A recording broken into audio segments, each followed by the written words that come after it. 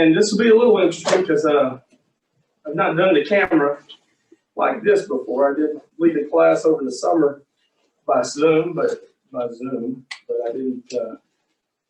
I am a teacher and an educator by trade, and so to stand here and not do that through your eyes is hard for me. So if you think I'm nervous, I'm really not. I'm just pacing because I can't do all that, so I can keep the people on camera seeing us. And so I want to welcome them to us this morning as well. I don't know how your class deals with the camera. We usually have somebody in the back that's running it, and I don't know if they have questions. Do they text them to you or? No, occasionally they'll put them on here. Okay, so if you have a question and you're online, please post that in the chat, and we'll try to get that discussed as well. I don't say I'm not ever going to tell you I'm going to answer questions, but we can discuss them. So. Okay, so where do you teach? Well, that's what I was going to say. I am Carlon Branson, and I'm usually in the, what is the name of the class we're in? Is it On Fire for Christ with Doug Arnold and that crew? And I guess that. Are you Kathy's brother? I am Leland's brother. So if you know Leland Branson and Kathy, and their sons and daughter, then that's my much older brother. Until about 5 years ago, we didn't even look alike, so I could say I was younger and better looking, but now I look just like him. So I can't even say that and get away with it. My better half and much more attractive half is Tina, and I'm the principal actually now at Health Center High School up the road about 30 miles. And Tina teaches 7th grade and then middle school, 5th through 8th grade. Technology class, careers class, and so she's also in the education business. Obviously, that doesn't make me a good teacher. You know, if you're a good teacher, you keep teaching. If you're not, they promote you. So at least that's what I've been told. I was a football and a baseball coach for 28 years, I guess. So I may go into coach mode at any moment as well. So that means my voice goes up and I start attacking. And so I apologize. If I do that, it's not you. I promise it's not. So I also have allergies, and it's ginning season, and we drove through Abernathy and New Deal, and Hill Center's gin was going too. So I apologize if I have to stop. And she pulled out the Kleenex over there. So anyway, that is kind of me in a nutshell. Not a lot, but just a little background. I apologize because I know when I teach, I like to know the names of the people that I'm asking questions. And unfortunately, I guess I've not done a good job of getting around the auditorium. We are late morning people since we're coming from out of town. And so we go to late service and we sit over on the kind of, I don't know, if you're facing the podium, the left side of the auditorium. So, you know, we all have a tendency to kind of get in our little groups and know the people around us. So, but it is a pleasure to be here today. I'm glad that I'm having the opportunity. We were laughing that we don't know if they just drew straws and you got the worst one or how it's working, but we'll hopefully muddle through this. I do like to interact a little bit. I ask a lot of questions, and I don't have the answers to the questions that I ask. So you are not an attorney? I am not an attorney. That is correct. So, you know, I like discussion. I can have a conversation with myself. She'll tell you that. I do it a lot, but I prefer to have a conversation with the class. And so, you know, if that's not your style as a class, since I don't know if that's not your style, that's fine. I can present both sides or however many different arguments we need, but I do appreciate comments. Anybody that's done teaching or been involved in teaching knows that the class is much more interesting if the class is involved. So I'm gonna be that way. Dewey, I don't know if Dewey chose it or not, but if you haven't seen it, our book that we're doing our lessons from is called Good Lessons from Bad Guys. So if you see this, it's written by Mike O'Neill, and I don't know where you can buy them. You can probably buy one at Mardell's, would be my guess. But my wife told me I had to put a cover on it because it's got this all tattooed up guy in the front. And we're trying to get away from the stereotype of tattoos being bad guys, but our generation definitely has a little stigma with that. So my son doesn't see anything wrong with it. So I think it's a generational thing. The kids in my school definitely are that way. So, But anyway, that's the book, so that may make it easier if you want to go to the store and buy a copy of it. You kind of know what it looks like. It is a book, they decided to do this book because it is, I can't remember if there's 8 or 10 standalone lessons, so that we're not in a series, because they were not sure. The explanation I was given was that they're not sure what's going to happen with 2020 and COVID. And I'm sure 2020 is going to turn into 2021, and unfortunately, it's not going to just automatically change. So I think that's why they chose this book, because you can have anybody come in on any Sunday and teach this. We can do it online. You can do it all different kinds of ways. And I think it'll be an easy, having looked through the book a little bit, it'll be an easy book to pick up or leave off. We're not going to be into trying to cover the book of Luke or the book of Acts or something like that, where we get into it, we have to stop for a couple of weeks or whatever, and then, try to pick it back up. This is just it's a bunch of standalone lessons. And so I think that is why they chose this. It's the book itself is pretty interesting. We're going to present a lot of lessons.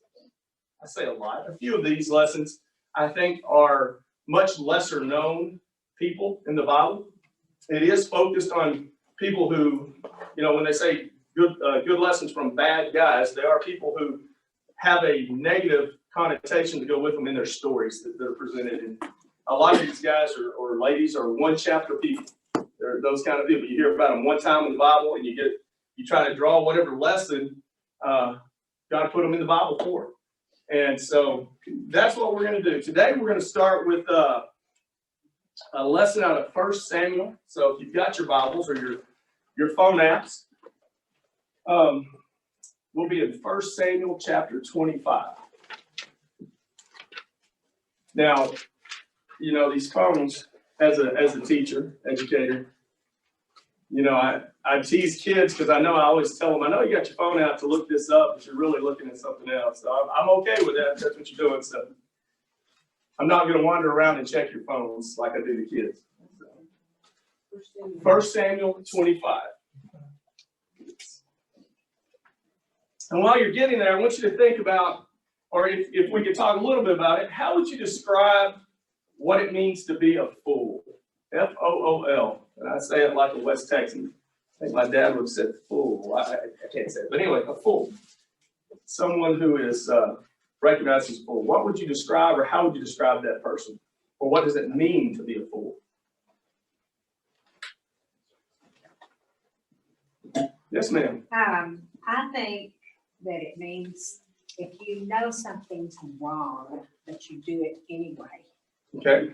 So you're saying that a fool it's a willing thing. A willing thing. Okay. And tell me your name. I'm Patricia. Patricia? Uh-huh. And Ronnie. Ronnie. Okay. Patricia and Ronnie. And I'll have to ask several times. That's So. okay. As a coach, I usually nickname people, but I try not to do that in class, Bible class. So someone who willingly chooses to do what they know is not correct. Okay. What else do you think of when you think of a fool? Stupid is as stupid does. So we're quoting Forrest Gump this morning. Yes. All right.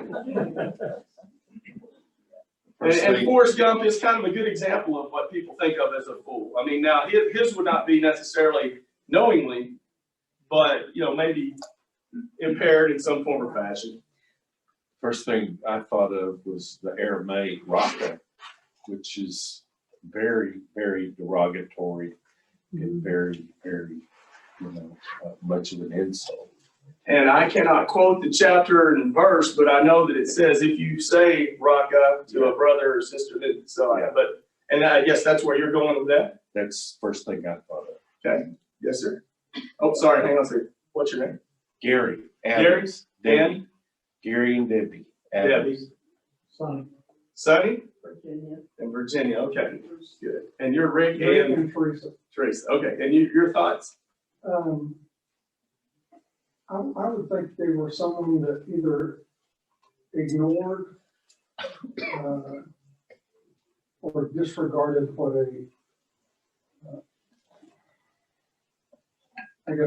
signs or indications that a prudent man would notice before they took an action. So you're kind of in between these two. His is stupid as stupid does, which may be a naturally occurring thing. And if you've been in the classroom, you know you've got those kids that just don't have the mentality necessarily for whatever reason. I hate to use the word stupid. We get in trouble with that these days for a while now. And hers is doing it on purpose. And you're kind of somewhere in the middle. It's like you know that the science is the term that we use these days. So you know that the proof is out there, but you choose to ignore the proof. All right, I'm gonna let her go first because you have her hand up. And tell me your My name. name's Melody. Melody. Now Melanie usually sits right here, so Okay. I'm Melody. I guess it's similar to Rick's, is to see the truth right in front of you, see the truth all around you. I'm a high school teacher. Yes. Okay. And And what choose do you teach? theater, Theater, okay. and choose the lie. And to choose the lie. I think it's someone who's so full of pride. Yeah. They think they have all the answers and they don't look to God for answers. Okay, so we're talking about several different kinds, and they all kind of tie to you. Yours is willingly. Yours is maybe not so willingly, just kind of more of who they are. Yours is scriptural.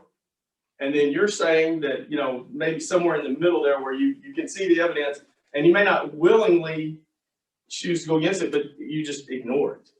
And then tell me one more time how you said it, because I like what you said. Melanie or Tell me your name. Teresa? Teresa, sorry. Uh-huh. Someone who is so full of pride, they think they have all the answers and they don't look to God. Okay, and so now you can take that pride and tie it into several of these different, conversations that we're having about being a fool. And I think we've done a good job of covering a wide range of what that means, because I think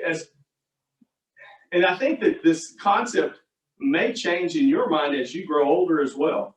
Because I know when I was young, if somebody said a fool, I just thought of an idiot. I had some friends that I would have thought of. And that's not nice to say, but I liked them, but I just thought that dude doesn't have the sense, he just doesn't have any sense. And that's kind of how I thought of it. But I think as I get older, I have more of a tendency to think of a fool as somebody along the lines of what y'all are saying, where they actually know they choose not to. And I used to maybe think of them more along the lines of how you said it, where they didn't know. So there's this wide range of what that word can mean. And we're going to talk about a lot of those different definitions ties into our lesson today. So what I'd like for you to do, if you've got it open now, in 1 Samuel 25, I would like to have a volunteer or two. It's a fairly long passage. We can split it up, but we're going to read verses 1 through 38. So can I have anybody, how many of you usually read? Got a couple of you, 3? Okay, so several. Does anybody want to start us off? And let's see. Let's go 1 through maybe 13. No, let's go 1 through 17, and then somebody else can pick up in verse 18. So who would do the first half? All right, Rick, you got the first half, and then is it Gary? Yeah. You'll take the second half, maybe verses 18 through 38? Okay. Okay? Go ahead, Rick. Thank you. Now Samuel died, and all Israel assembled and mourned for him, and they buried him in the house at Ramah. Then David rose and went down to the wilderness of Paran. And there was a man in Maon whose business was in Carmel. The man was very rich. He had 3,000 sheep and 1,000 goats. He was shearing his sheep in Carmel. Now the name of the man was Nabal, and the name of his wife Abigail. The woman was discerning and beautiful, but the man was harsh and badly behaved. He was a Calebite. David heard in the wilderness that Nabal was shearing his sheep. So David sent 10 young men, and David said to the young men, "Go up to Carmel and go to Nabal and greet him in my name. And thus you shall greet him. Peace be to you, and peace be to your house, and peace be to all that you have. I hear that you have shearers. Now your shepherds have been with us, and we did them no harm. And they missed nothing all the time they were in Carmel. Now your young men, ask your young men, and they will tell you. Therefore, let my young men find favor in your eyes, for we come on a feast day. Please give whatever you have at hand to your servants and to your son David."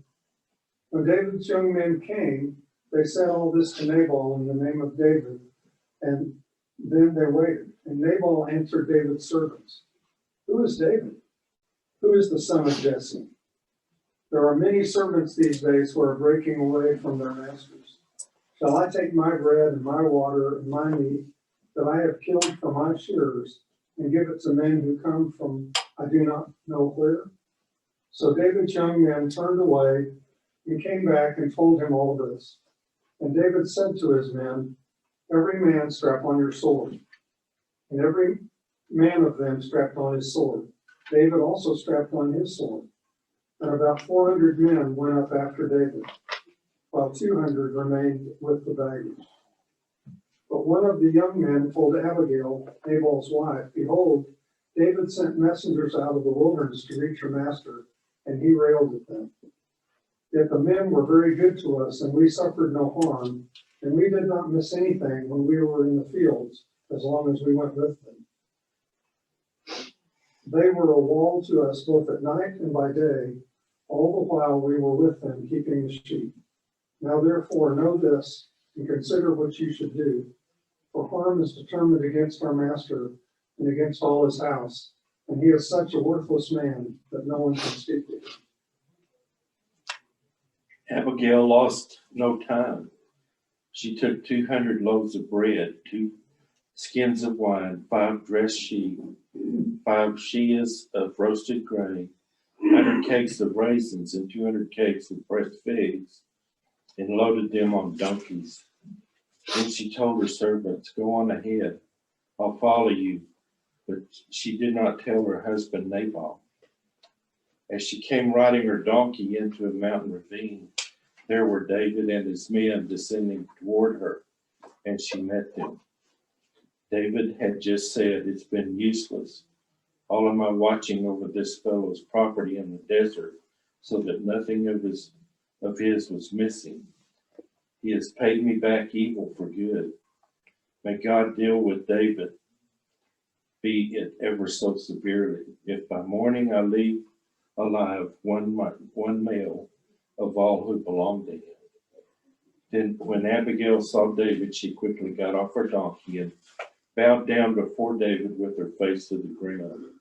She fell at his feet and said, "My lord, let the blame be on me alone. Please let your servant speak to you, hear what your servant has to say.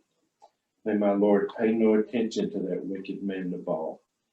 He is just like his name. His name is Fool, and folly goes with him. But as for me, your servant, I did not see the men my master sent. Now, since the Lord has kept you, my master, from bloodshed and from avenging yourself with your own hands, as surely the Lord lives, and as you live, may your enemies and all who intend to harm my master be like Nabal. And let this gift which your servant has brought to my master be given to the men who follow you. Please forgive your servant's offense, for the Lord will certainly make a lasting dynasty for my master, because he fights the Lord's battles. Let no wrongdoing be found in you as long as you live. Even though someone is persecuting or is pursuing you to take your life, the life of my master will be bound securely in the bundle of the living by the Lord your God. But the lives of your enemies he will hurl again away, as from the enemies he will hurl away as from the pocket of a sling. When the Lord has done for my master every good thing he promised concerning him, he has appointed him leader over Israel. My master will not have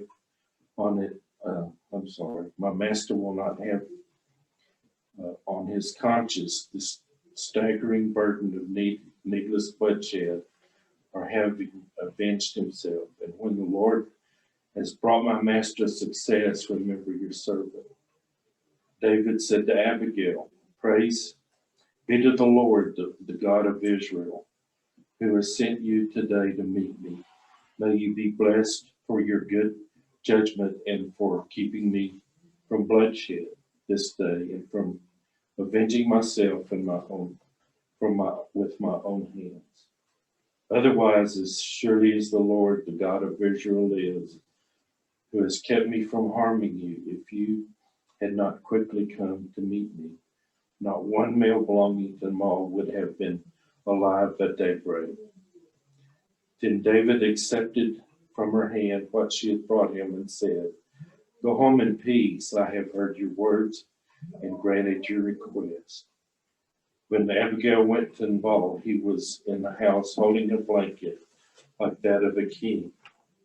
He was in high spirits and very drunk. So she told him nothing until daybreak. Then in the morning, when Nabal was sober, his wife told him all these things. And his heart failed him, and he became like a stone. About 10 days later, the Lord struck Nabal, and he died. Thank you. All right, so that was a lengthy reading, but I think that you don't get the full picture of Nabal and Abigail and David and the whole story if you don't read the whole thing. And we could, a lot of times I like to go verse by verse and kind of go through it, or maybe even a little section at a time, but I'm afraid that if we did that, number one, I'm just going to tell you, I am a typical teacher. I never reached the end of that lesson.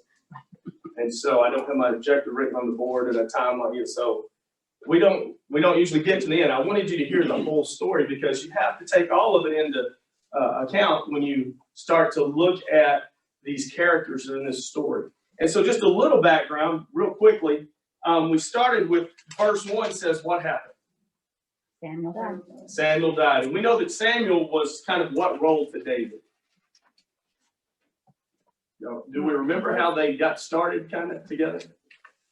When Samuel anointed him. Yeah, Samuel anointed him. And Samuel, when you look at Samuel, you can kind of look at him as maybe one of David's spiritual leaders and probably had played a pretty large role in David's life after he anointed him. Because, David, if we look at David's story, he was in and out of grace with Saul, and he needed leadership and guidance from places.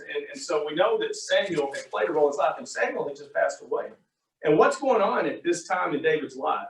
It's there towards the end of verse 1.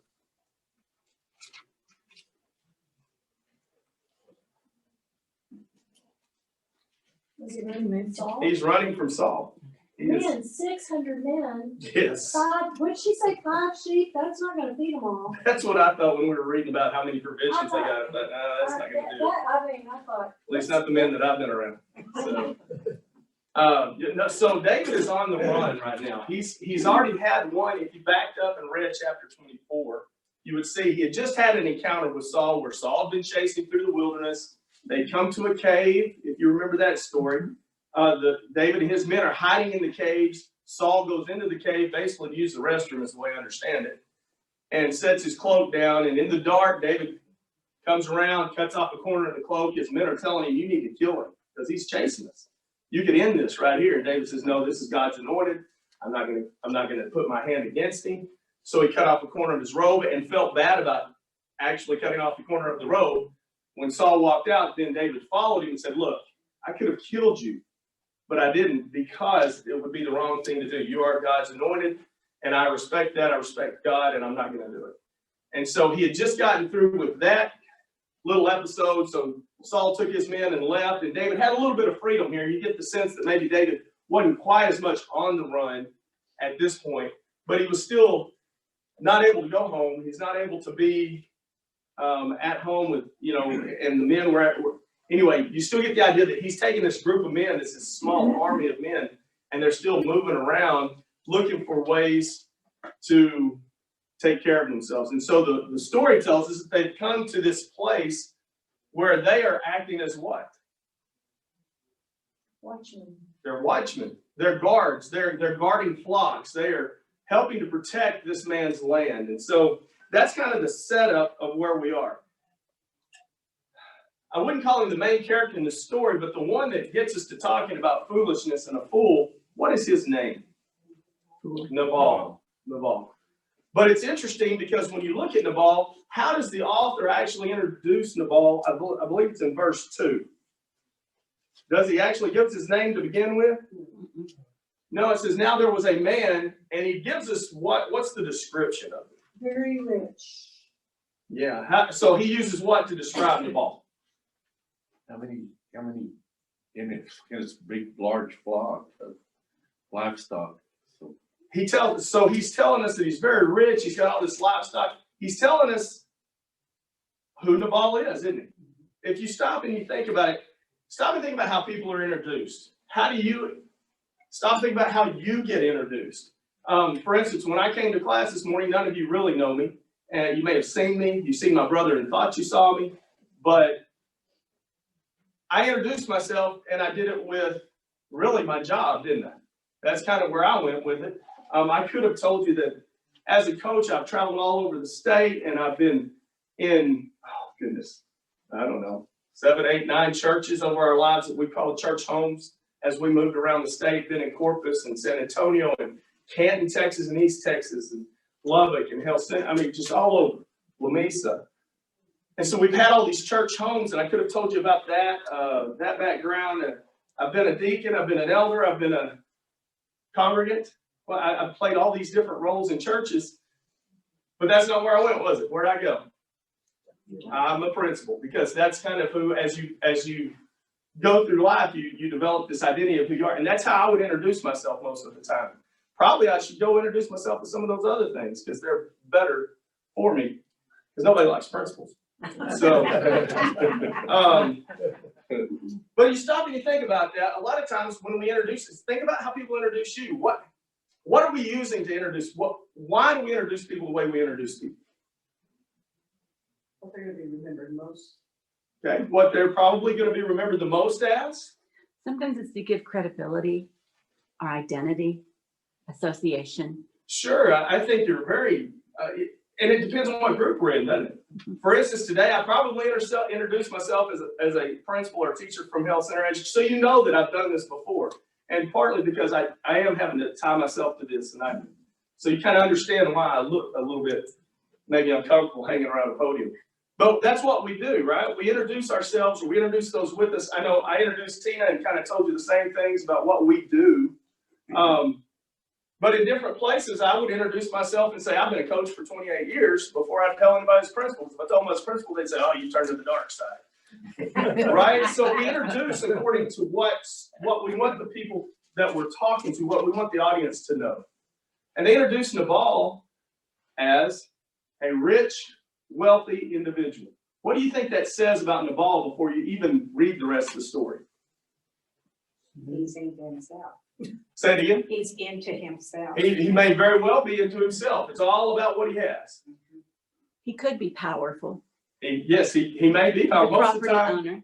especially in this day and age, if you were wealthy, you probably were powerful, because it's not that different from today. Those that are wealthy hire those of us that are not, and we do the work and they make the money. And I mean, it's a different type of work. There's still work, but y'all understand what I'm saying. You're right. You can tie wealth to power. What else? He probably was a good manager. In order to get wealthy in that day, you either had to inherit it and just be totally lucky, or you probably had to be a good manager of things at that time. Maybe people, obviously in his case, lands and cattle and things of that nature. So he was probably a fairly good manager. Except that as we read the story, we're going to find out some characteristics that may make us go, you know what, maybe this guy just inherited it. I don't know. But it's interesting. It's interesting to me that the author introduces Nabal by what he has instead of just coming out and telling us he's a fool. So, I think y'all all kind of hit on it. The commentary of your book talks about the fact that he's probably doing this to show you that he was self-centered, that he was about himself. It was about his money. It was not about necessarily the people that work for him, or, like when you hear about David, you hear about his men. And it talks about him trying to do things for his men. So it's interesting that that's the characteristics that they introduced him with. Let's see. So in verse 3, we get his name, and then we get a definition or a description of him. What is the description we're given? We're still not told he's a fool. We're told he's what? He was harsh and badly behaved. Harsh and badly behaved. I think my Bible says, actually my phone Bible said that he was evil doing. That he's harsh and evil doing. So what does that tell you about the man? He may be wealthy, and maybe that he's cutthroat, that he might have gotten some of his wealth maybe through, I don't know, just not moral type of activities. You know, who knows who he had to cheat, swindle, or whatever to get where he was. It kind of gives us the idea that he doesn't make good decisions. And that's going to be supported, obviously, by the text. But so he's harsh and he's an evil doer. One of the things, and then actually in that same verse, if we look in verse 4, is it verse 4? Nope, verse 3, where they're talking about him. It actually spends quite a bit of time talking about who? His wife. Abigail, his wife. And if we had 2 or 3 Sundays to study this, we could do one on Nabal, one on David, and one on Abigail, and you would have really a good in-depth study of this little story, because they're all three within their own characters are just fascinating to draw lessons from. And so it actually made it hard to prepare the lesson because you want to give them all their time. But what does it say in contrast to Nabal about Abigail? He was intelligent. Intelligent And beautiful. and beautiful. So basically, you've got this guy who's rich, and it gives me this sense of knowing what we know about the Middle East and about this time period in history, that probably he was wealthy and got to choose from his circle of what he controlled, the one he thought was the one he wanted to be his wife, and she probably didn't have a lot of choice in this matter. And as she talks about her husband, you kind of get that feel too, don't you? Because you can see when she's talking to David, I'm married to a fool. This guy's, but that it says she is full of wisdom and beauty. So apparently Abigail had a lot going for her. She just was stuck in a bad situation.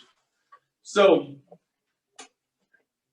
the author talks about the name Nabal itself. And I don't know, because I am not a scholar in Hebrew or any other foreign language, and barely one in English. So I don't really know the story behind the name Nabal, but I know that he says Nabal actually means fool. And I don't know if this is a situation where over the years Nabal came to mean fool, or if it was actually that is the term that means fool. And then the author of this book goes on to talk about this may have been a nickname that this man had developed over years. How many of you have known a guy like that? And I'm not talking about a fool. I'm talking about just somebody that over years you knew him by this name. I've got a coach that I coached with. Everybody calls him Buck. He's a Buck. That's not his name. His name is Tim, but nobody calls him Tim. Hey, Buck. And over years, people start to think that's the guy's name. And he's associated with that name. And actually, in our coaching circles, the term Buck means he's a stud. He's a really, he's good at his job. So he's a Buck. And he is. He's good at his job, and he lived up to his name. But people forgot his real name. And I don't know. The author kind of makes it sound like maybe Nabal was that type of person. Maybe you didn't say Nabal to his face. We call Buck that because it's positive. But y'all understand what I'm saying? That this may have been a name that had kind of come to be tagged to him, because whose mother would name him? This kid looks like a fool. I'm going to name him Nabal. Most mothers are not that cruel. So I'm not sure about that. It's not really important, because the man's name is Nabal in this story. And Abigail will go on to say his name is what he is. And so it may actually be his name. The author's talking about he can't picture a mother naming their son fool to start with. So anyway, we finally get the name Nabal. And let me see where I need to go with this. So we've got this man whose name is Nabal, means fool. Let's look at real quick. We're going to say real quick. Again, I've got about 4 other verses I'd like for somebody to read for me.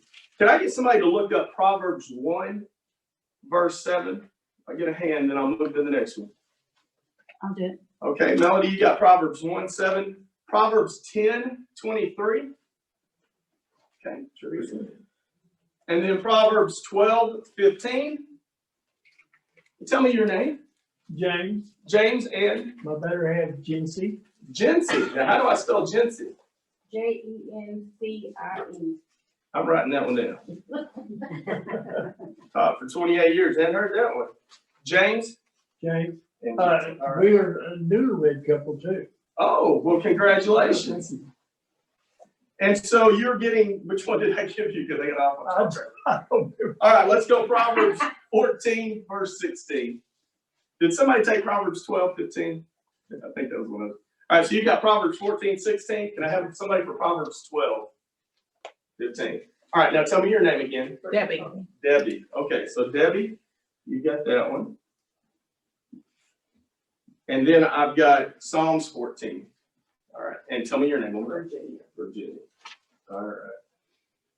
All right, so let's go to Proverbs 1, verse 7.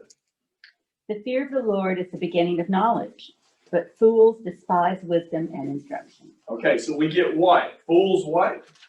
Despise Despise wisdom and instruction. and instruction. Okay, Proverbs 10, 23. It is like sport to a fool to do wrong, but wise conduct is pleasure to a man of understanding. Okay, so in Proverbs, what we're getting here are verses that compare wisdom to foolishness. And this one, Proverbs 10, 23 says that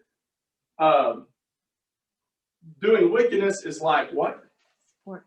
A sport. And when we think of that, for those of you that are sports fans, and obviously I am, and you will find out that as I teach through here, my analogies are usually sports analogies. So what does this mean? It's like a sport. They enjoy it. They enjoy it. It's a hobby to them. Doing wickedness is not just something that happens. They go search it out, and they look for ways to do it. So it's like a hobby. Proverbs 12, 15.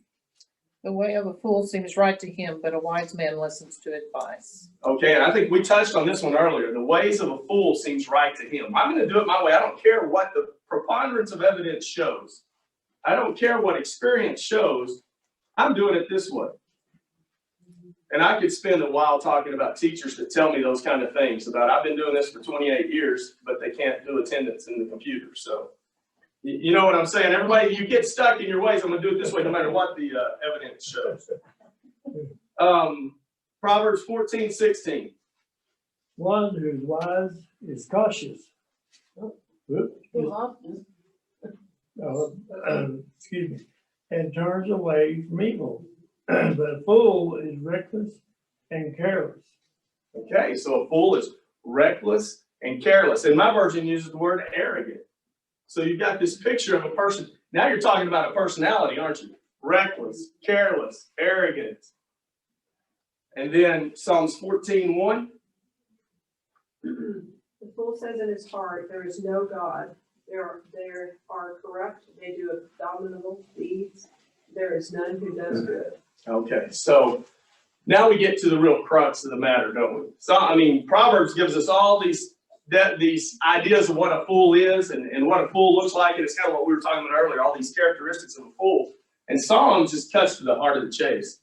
It says, you know, a fool is somebody that says there is no God. I am I am all of that.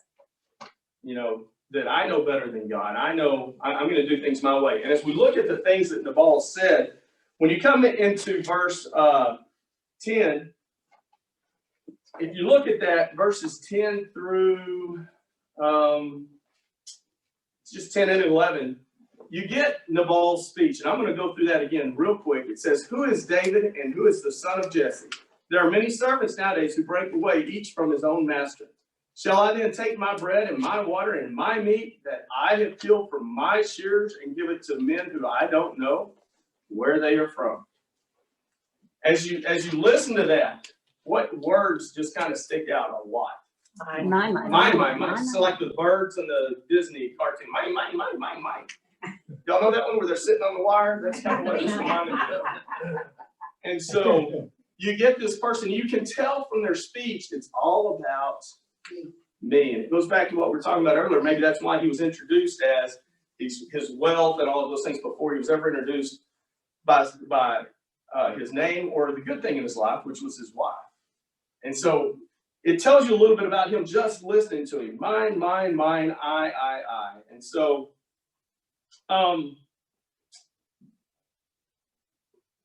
as you read this speech, you get a sense of how his character is, his selfishness, his kind of deceitfulness, because we go back and we talk about, I don't know if deceitfulness is the right word, but we go back and we talk about what David and his men were doing. David and his men were helping Nabal to flourish, were they not? Because while David and his men were there, it says over and over that the shepherds that worked for Nabal said, they have treated us well, they have taken nothing. And I think at that time, there's probably this expectation that, hey, I got 600 men guarding my stuff. Every once in a while, we're going to lose a sheep. They're going to take it for dinner. We're going to lose a goat so they can have their, that there's this sense of, we're really surprised these men have treated us well. And if over the years, as I've been in church and heard about shepherds and shepherding, I can't pretend to be an agricultural person. I'm not. I'm a sports person and I'm a teacher, an educator. So I don't have this agricultural background, but from being in church over the years, I have learned that shepherds were pretty much the low rung of society. And so you get this sense that maybe they're surprised at how well these men are warriors and great warriors, because we know the things that they do. They go and protect cities. They go and defeat armies. And these great men are protecting sheep and protecting them. And it says they treated them well. And so when you look at what David and his men have done for Nabal, you would think there would be some what? Gratitude. Gratitude. That's the word I'm looking for. You would think that there would be some gratitude. You would expect, and I think David expected that. David thought, you know what, I'm doing these, not I, but we are doing these good things for this individual. And then as you get into what time of year it is, and you get into the shearing season and the traditions of the Jewish people, you would think that this would be a pretty easy thing for Nabal to do. Melody, is your hand up? Yes, for a question? it is. Okay. I guess I was just assuming that David and his men were working for Nabal, and he didn't know who they were. But were they not? I mean, did he not hire them to help protect Well, or did David do it out of I was going to goodness say, of his heart? as we read through here, as we read the story, I get the sense that Nabal didn't necessarily hire them, it's one of those deals that they moved into this territory, and in that day and age, and I guess really you did a great job of leading me in my next question. Did Nabal know who David was? He says he doesn't. He says he doesn't. We don't know that that's But true. we know that his wife knew who he was, didn't we? Yeah. Abigail walked up and told her, hey, you're the Lord's anointed. Yeah. Don't let us get in your way. And Nabal's going, what does he say? He says, who is David? Who's Jesse? Who is the son of Jesse? He actually, and I don't know. Y'all all understand that when we get the Bible, we may not get every word that was said in the whole story. And so at some point in David's speech to him, it may have been pointed out that he's the son of Jesse, but it's not recorded, is it? So we know that Nabal knows, because he says, who's the son of Jesse? Well, he hadn't even given that information. So why would he know who David is in this day and age? Well, if you 600 men near your property, you're gonna know. If I own acres and acres and acres, and it sounds like this is not just a few acres, this is like the 4 or 6 ranch. This guy owns some land and some cattle. 600 men move in to my territory. I'm going to, as the owner of all that, I'm going to find out what is this. Do I need to assemble a defensive force? And I'm going to know they're coming. They're not going to sneak in on me. I'm going to know they're coming a day or two ahead of time, because I'm going to have somebody coming to tell me. I've got people set up on the perimeter of my area telling me what's going on. So there's, you get the sense that kind of what we talked about earlier, that Nabal's acting a fool. Hey, I don't know. Who are you? I've not heard him. If I've got all that property and 600 men are coming, I'm going to go find out who's coming, so I know what's happening to me. But he kind of says, you can kind of read between the lines. He's saying he knows who David is, and he's a rebel. That's how he's viewing him. And you almost kind of think he'll get his due from Saul one of these days, because he says people are leaving their masters all the time. And that's basically an insult, isn't it? Yeah. Because he knows who David is. Yeah. He knows what we're talking about. He knows who David is. He knows the story behind this. If you lived in Israel, the areas of Israel at this time, you knew who David was. Because at this point, David's a man leading an army. But many years earlier, you probably heard the stories of what? Goliath. Yeah. This is the guy that went out in front of the armies of Israel and slew Goliath, the giant. This is the guy that they sang songs about that Saul has killed his thousands and David has killed his tens of thousands. This is the David. And this is where he earns his name, really, because the guy's got 600 men. And to the earlier point, they could have just said, we're taking the sheep. But Nabal, in his arrogance and foolhardiness, is just saying, yeah, he's just another rebel, we're fine. Absolutely, and that's exactly. And I think Melody, that kind of answers the question. Yeah. What we were talking about is, he knew who he was, he knew what he was doing, and he chose to be. And I think you hit on a little bit is I think maybe in the back of his mind he's thinking David's going to get his, Saul's going to win that battle because Saul's the king, David is not. David may be the next anointed king, but Saul is still king, and Saul's going to get him before he becomes king. So I think you had some of that, and so I think that Nabal's kind of trying to stick it to David and saying, who is David? Who is the son of Jesse? Very arrogant and very purposeful in his foolishness. And so, you have all these things that he knows who this guy is that's come in and protected him. And I think, that your point is real valid that he could have come in and taken what he wanted. He had 600 men with him. They're seasoned soldiers. These guys have been through battles. The odds of Nabal having 600 men or more to fight David's forces are very slim, and yet he's going to taunt the guy who holds the sword. You would expect a rebel army to come in and do what they want. Absolutely. And we don't have to look far in our history and the things that we know. You can look across the ocean right now, across in the Middle East, and see ISIS. And that's kind of what I think of when talking about what you're thinking. If you saw 600 ISIS soldiers coming across the desert towards your land in trucks, what are you doing? Leaving. I'm leaving as fast as I can. They can have the land because I'm not going to live. I'm not going to survive. And, I would think that it's kind of the same type of scenario here, that you know who that is. You know what his army can do and has done. They had just protected the city. If we backed up earlier in 1 Samuel, they had just protected a city that was about 20, 25 miles away. Word had to get back for that. So they knew who this was. Man, I'm not even getting halfway through all of this. I apologize for that. So let me move down this thing a little bit. So what is David's response to this foolish response from Nabal? Put on your swords. Okay, man, we've been nice. Strap it on. That's it. We've been nice at this point. Strap it on. Get your sword, gird your swords, let's go. This guy, we've been good to him. This doesn't tell us how long. This may have been over. You get the idea that once shearing season came, which shearing season, the author of the book talks about it being kind of like Christmas in the Jewish world, because this is when you're making your money. This is when you've got all the bounty. This is when things are plentiful. And that's why David asked for, we've done this service for you. Would you please? And he doesn't say, give me this. He says, would you please? And he humbles himself and calls himself he calls himself your son, meaning that I'm putting myself below you. I'm not putting myself above you. And he asked for what you're willing to give. He didn't say, I need this for my men. He said, whatever you're willing to give. Because at this time of the year, it was expected that those who had much would give to those who had little. And so this is not, there are some commentaries that they talked about where, people say, well, maybe David was being a jerk and, you got 600 men and you're demanding them. Well, it doesn't come across that way when you read David's request. It's more of. David definitely his pride got tweaked. He Yes. got offended. And he was going to go set it right.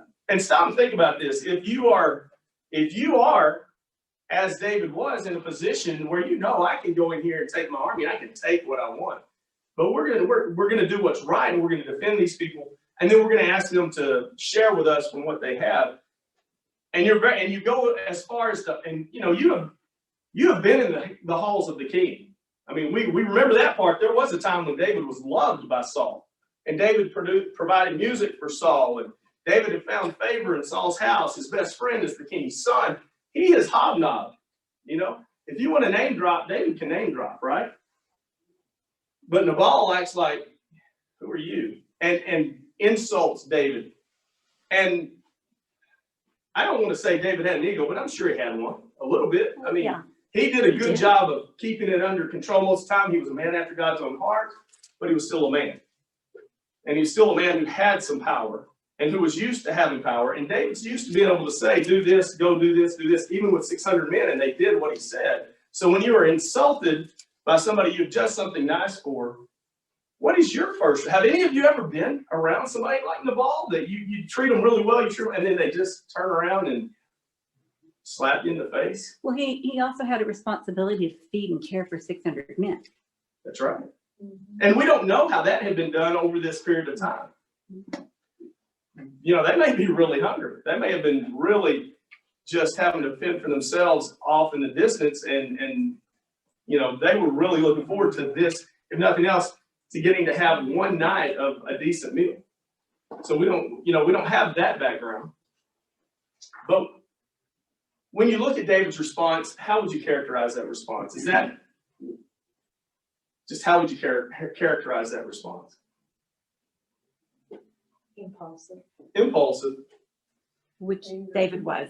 angry, and we know David was impulsive. We know David dealt with anger and pride, and I mean, you can look at story after story. I love David. I think most of us do because we can see enough of ourselves in it. You know, we aren't kings and we aren't anointed by God, but we can see, you know, I love the fact that David's a man after God's own heart, and yet David committed this and David did this, and we can go down the list. Well, I hadn't done that. You know, and so it helps us to feel like if David could still be called a man after God's own heart, even knowing the stories that we hear, it makes us feel like, you know, hey, we got the chance. It ticked him off.